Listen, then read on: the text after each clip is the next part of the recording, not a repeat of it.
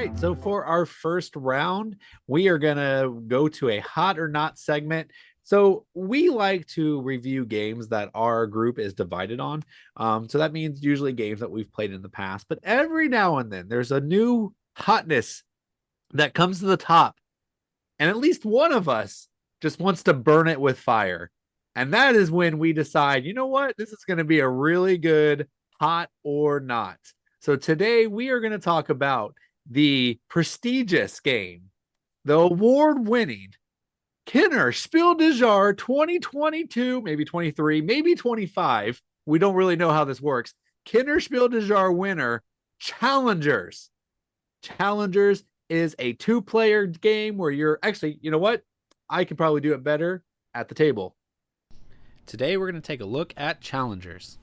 In Challengers, you will play against one other person. The first person who runs out of cards will lose, or if they fill up their entire bench, they'll lose. A round looks like this. I flip the card. I have a strength of 2, so I have a 2. Then my opponent now has to beat a 2. Look at that, he does. So now he gets the flag and I go to the bench. Then I flip 1, but a 1 doesn't beat a 2, so I have to flip another 1. Oh, look at that, I have a total of 3. This flag comes over here, these two compress, now I only have a strength of 2. And you do this until someone fills up their bench or until someone runs out of cards.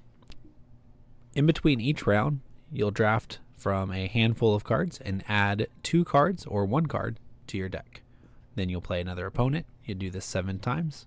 Whoever has the most points wins the game. All right. And yes, it really is that easy. I probably took about 10 seconds to explain the game, and that's all you need to know about it. But let's just jump right into it. Let's give our opinions, and I'll start because that's the rules. So Challengers was an I actually, I got to tell how I bought this story. So I went to the how I bought this game. I went to the local game store and I was looking around the games, and the owner, Mason, goes, "Hey, isn't this a new game?" And I go, "Yeah, I heard about that." He goes, "Didn't it win the Kenner Spiel des Jahres?" And I go, "Yeah, I think it did." "Well, have you played it yet?" And I was like, "Mason, do you want me to buy this game?" And he's like, "Well, I have to make a living." I was like, "Okay, I'll buy it." So without knowing anything about it, I bought the game. Key point to remember. Yeah. And I got it to the table at a Second Friday game night. And I got first, our friend Kent O'Connor had it all set up and played, and everybody over there was hooting and hollering. The loudest person over there was our friend Philip, who's appeared on the show from time to time. And I was like, man, I got to get this game played. So at the end of the night, I went over there, and my goodness, this game was a hit. This was so much fun. There are games out there that you play because you want a deep philosophical challenge. You want to just, chew on the numbers and think about what your best bet is. But sometimes there are games out there that you just want to have fun with, that you just want to get with 8 other people and just laugh and just challenge yourself to have a good time. And that's what we did. Fine, ladies and gentlemen out there, Challengers is a game that you can just get together, sit across the table with somebody, play it in 3 minutes, and just have a time of laughter, a time of joy. You can don't buzz me, because I am enjoying this moment just like I enjoyed Challengers. This game is lived up to the hype, in my opinion. And if you do not like it, I think you just take yourself a little too serious. Why so serious? That's all I got to say about Challengers. It was fun. Wow.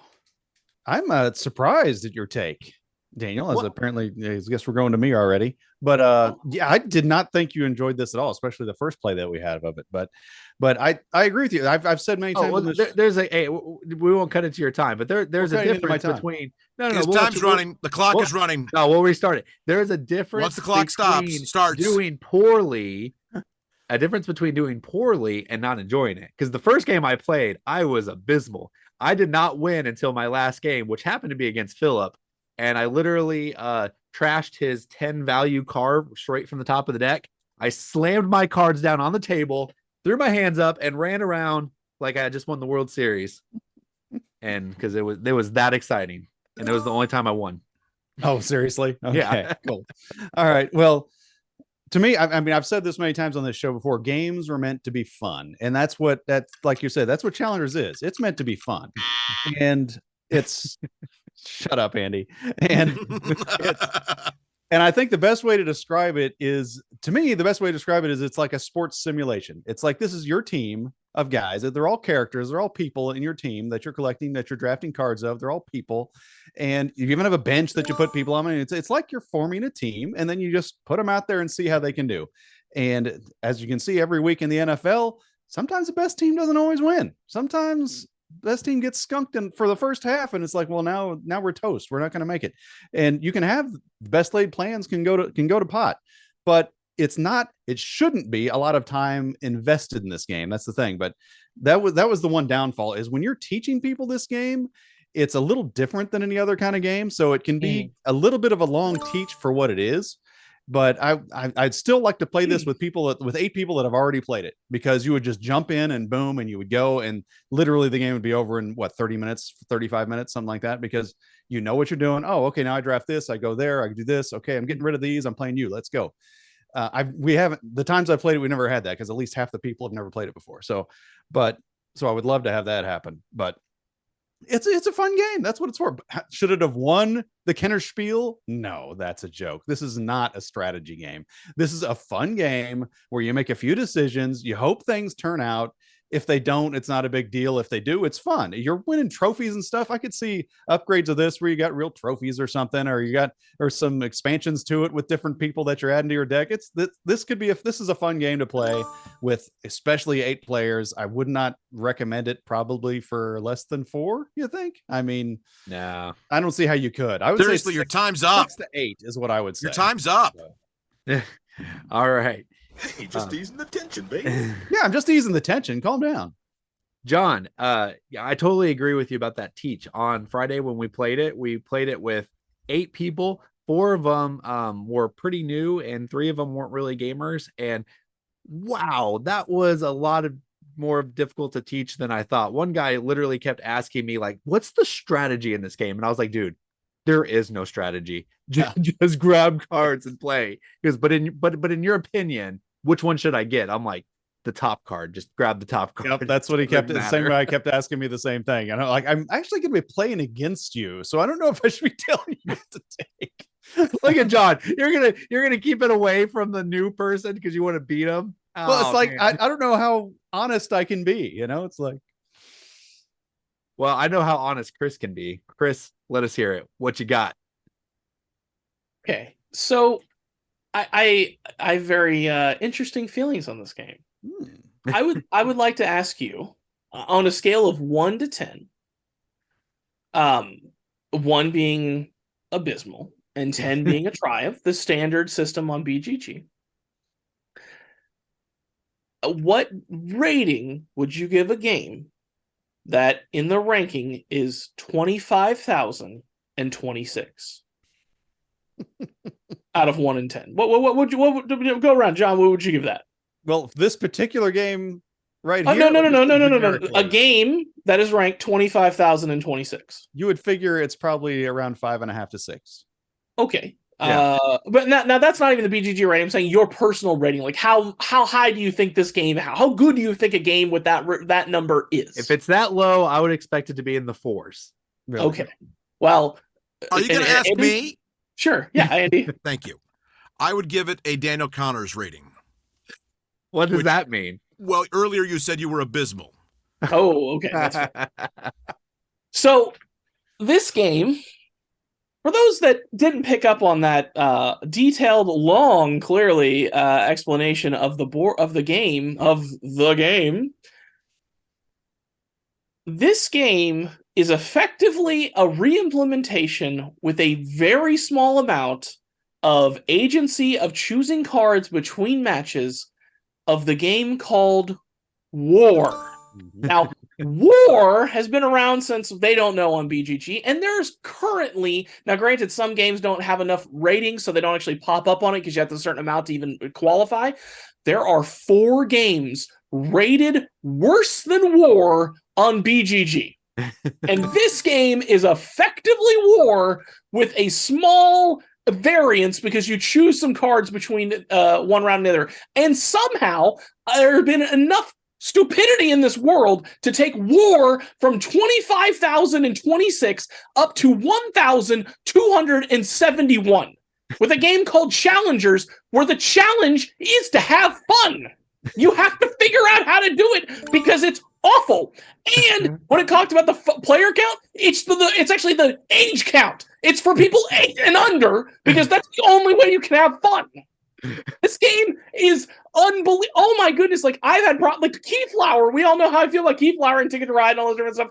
Those I just have issues with logistics and like I don't like the little choice I have Ticket to Ride. You have almost no choice in this game because yes, you do draft your cards, but then afterwards you shuffle them up. That's the strategy, people. You got to figure out how to cheat by shuffling because that's the only choice you get in this game. You then just flip over because it's flipping war.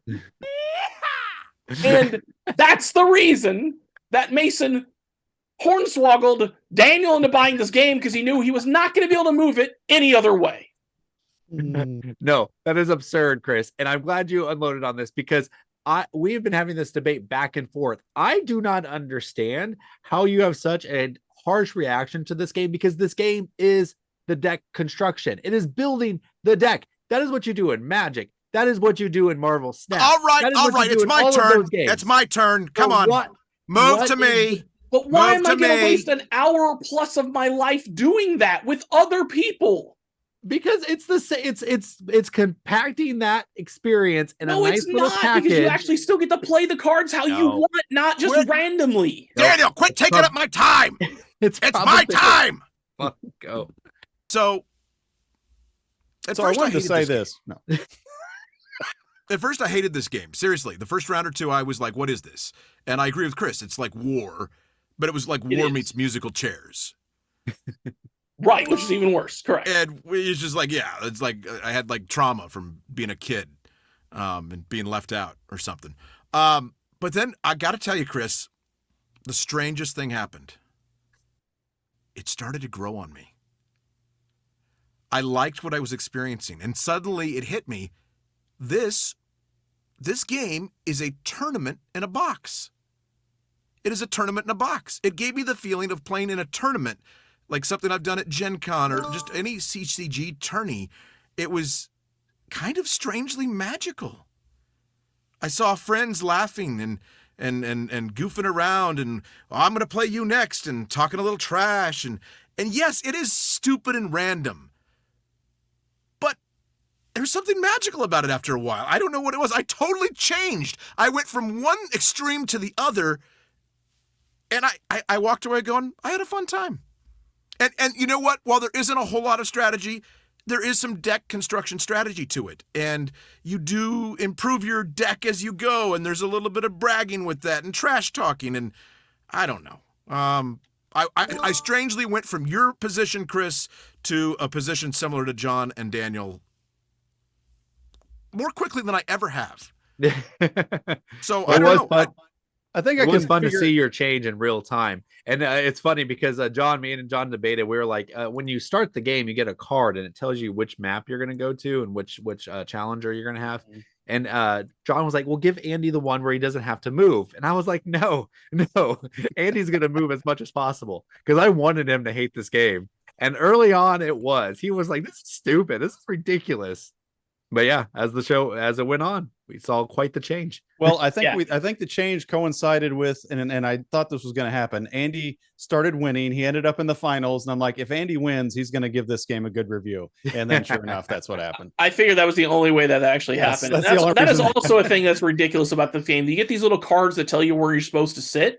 And you're like, oh, okay, cool. So it's like mathed out and figured out because it's, again, a game that they've worked really hard at, did a lot of R&D, and all kinds of stuff on because it's a Kitterspiel, a strategy game. So they're like, oh, we figured out, mathed out how you get to play everyone once in a round robin format. Nope, it's just random. You can play 6 rounds with 6 people and play the same person 3 times. Nothing about it makes any sense.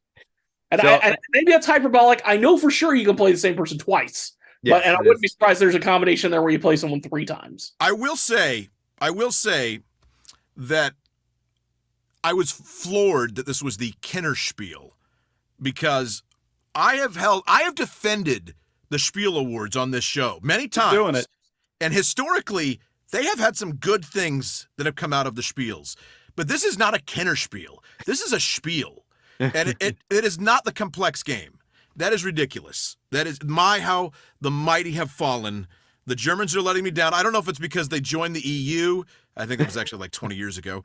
But still, something's gone wrong in Germany. So I'm going to say this one thing also. What also makes me so angry about this game, with one simple rule change. And you know what? I meant to, and I forgot to actually look up the rules and see if Daniel was actually doing his like full-on cardinal sin of playing the kid version and not the advanced rules, because it's this simple, one simple rule that makes this game go from the 25,000 it deserves to the 1,200 it's rated at. And that's at the beginning of the round, you draw 5 cards, you play one, you draw one.